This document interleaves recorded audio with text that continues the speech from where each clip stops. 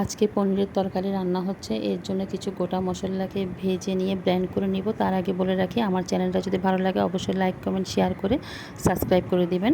এবার মশলাগুলো ব্লেন্ড করা হয়ে গেলে আমি কিছু কাজু বাদাম গরম পানিতে ভিজিয়ে রাখবো। এবার কিছু পনিরকে আমি কেটে ছোট ছোট টুকরো করে নিব। এবার কাটা পনিরগুলো তেলের মধ্যে ফ্রাই করে নিব। আর কিছু পনির কিন্তু আমি ব্লেন্ডের জন্য রেখে দিয়েছি।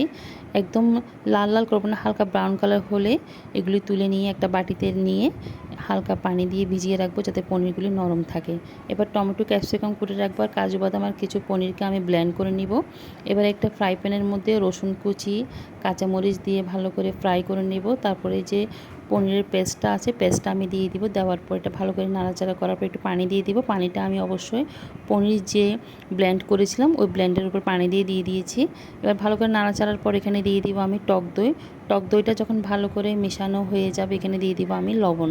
এবার সবগুলো মশলা যখন একসাথে কষানো হয়ে যাবে, এখানে আমি পনিরগুলো দিয়ে এবং যে ব্লেন্ড করা মশলা ছিল মশলাগুলো সহ দিয়ে দেওয়া হয়েছে। কিছুক্ষণ নাড়াচাড়া করার পর এটা যখন একটু ঘন হয়ে আসবে, এটাতে আমি দিয়ে দেবো ক্রিম। ক্রিম দিলে পনিরের স্বাদটা অনেকটাই বেড়ে যায়। এবার একটা ফ্রাই প্যানে আমি সামান্য আদা কুচি আর যে টমেটো এবং ক্যাপসিকাম ছিল ওগুলিকে একটু হালকা ভেজে নিব। ভেজে নিয়ে এই ভাজা টমেটো এবং ক্যাপসিকামগুলো পনিরের উপর দিয়ে দিবে। দেখতেও সুন্দর লাগবে আর খেতেও কিন্তু অসাধারণ লাগবে। কিছুক্ষণ কষানো হয়ে গেলে বাজ হয়ে গেল পনিরের তরকারি। পনিরের তরকারি কিন্তু খেতে বেশ মজাদার।